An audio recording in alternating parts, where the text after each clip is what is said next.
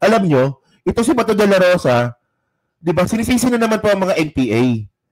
Tayo, ayaw natin sa NPA, pero ang point natin dito, wala na po ang NPA. Bagsak na po ang NPA ngayon. Alam niyo nakakatawa dito, sabi ni Bato de la Rosa, no, na ang totoo daw po na nagdemanda kay Digong sa ICC, NPA daw. Walang yan na yan. Di ba si Trillanes? So, dati tapang-tapang mo kay Trillanes. Di ba? Naalala niyo yun, di ba? Sabi ni Bato dati, go ahead, Trillanes, make my day. Iparesto mo na ako. O, nung naresto si Digong, ano nangyari? Ngayon, hindi na mabanatan ni Bato si Trillanes. Walang yan talaga na to. Ngayon takot pa. Oh, tinan nyo to. Ito. Ito nakita ko sa politiko. Si Bato, galit na galit. Kaya gusto nilang gumante. Bato de la Rosa blames CPP-NPA for Rudy Duterte's ICC woes. Mga kababayan, bago po natapos ang terminal po ni Duterte, mayroon pa pong NPA. Pero ngayon pong sa panahon po ni PBBM, wala na po. Ubos na po sila. So, sino leader ngayon ng NPA ngayon? Sa Landoni. Hindi mo nga mahagilap. Sabi ni Bato dito na, Bato de la Rosa has accused. Accused talaga ito. Lakas ng ilaw ko. Sakit sa mata. Talaga lang. Tingnan natin ito.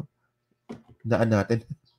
Pero Bato de la Rosa has accused the Communist Party of the Philippines for orchestrating the International Criminal Court case for former President Rodrigo Duterte. Alam nyo, no? Meron pong tao na sinasabi na ako ang nagdemanda.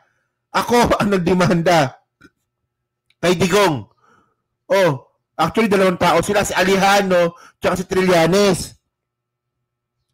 Ang tanong dito, ang tanga-tanga talaga ng mga DDS, mga kababayan. Una, bakit nila sisisihin si PBBM sa pagdemanda sa ICC? At ngayon naman, NPA naman ngayon. NPA si Trillanes. NPA, kaibigan ko si Trillanes, ha? Feeling close kaibigan. Hindi, pero kilala natin si Trillanes, no? Kung gusto ko siya kausapin ng personal, magagawin ko ng paraan. Hindi NPA yun. Diyos ko naman. So, sabi dito, no?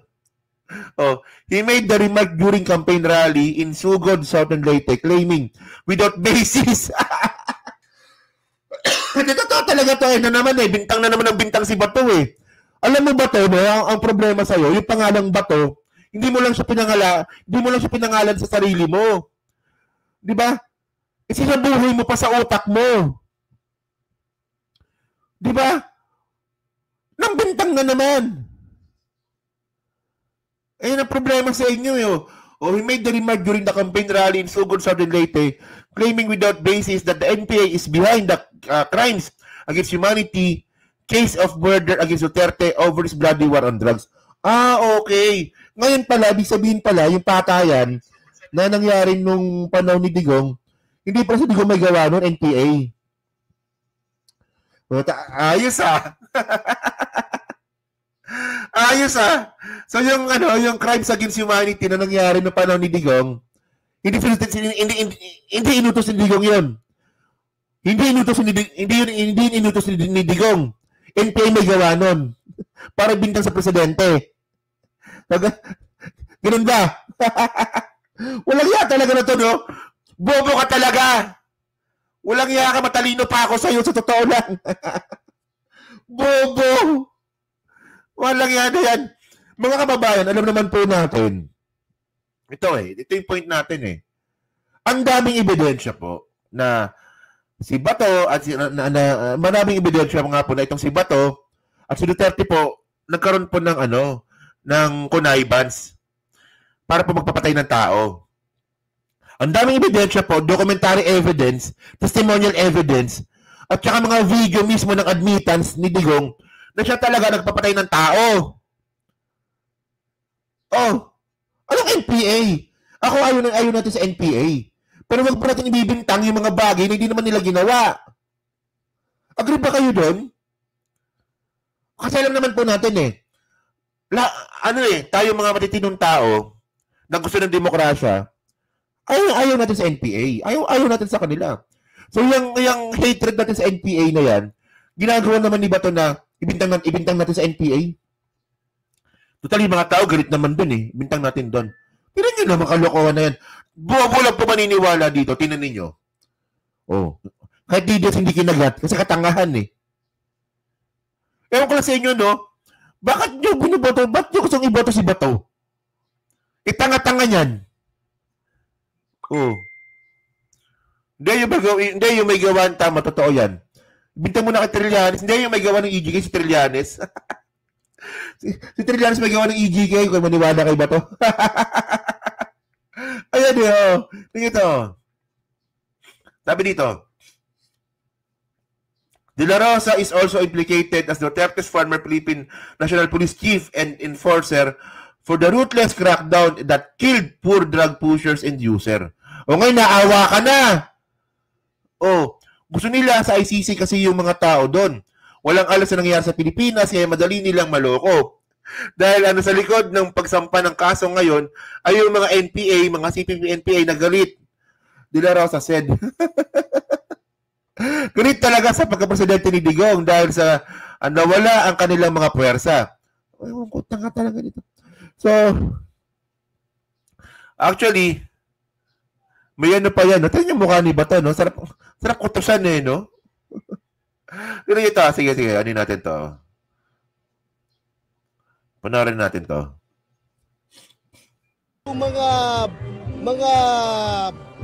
Mga party list na yan na konektado sa CPP, NPA, hanap na kayo ng problema kung ibubuto nyo yan. Sakit lang yan sa ulo. Sir, you related also na yung nangyari kay PRRD, sila yung nasa likod nung pagbuli sa kanya sa ICC. Correct. Lahat ito. Orchestrated nila ito. Ha? Naggagamitan sila. Actually, mga kababayan, no? Ano yung ebidensya ni Bato na NPA nagdemanda kay Digong? Wala akong makita eh. So, nakita ko lang mga kababayan ito. Ay, nakita ko ito eh. Ayan, no? Oh, actually, ngayon, bakit hindi mo sisihin si Trillanes? Di ba? Sabi ko nga kanina. Di ba? Sabi ni Bato dati, oh, Mr. Trillanes, make my day. Sabi niya ganun, Bisaya, no? Make my day.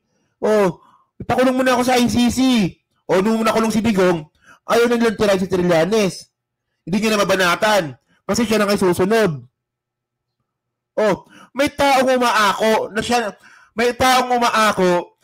ang may responsibilidad na kasuhan si Digong sa ICC. Bakit ko sinisisi ninyo? Oh, sinisisi ninyo sa presidente, kay PBBM. Ngayon naman, NPA naman. It's Trillanes nga yan eh. Oh, Trillanes nga. Mayroon pang statement dito eh. Oh. Ito galing to sa Senate of the Philippines ha. Oh, June 6, 2017. Oh, Trillanes Magdalo, Judge Duterte at ICC.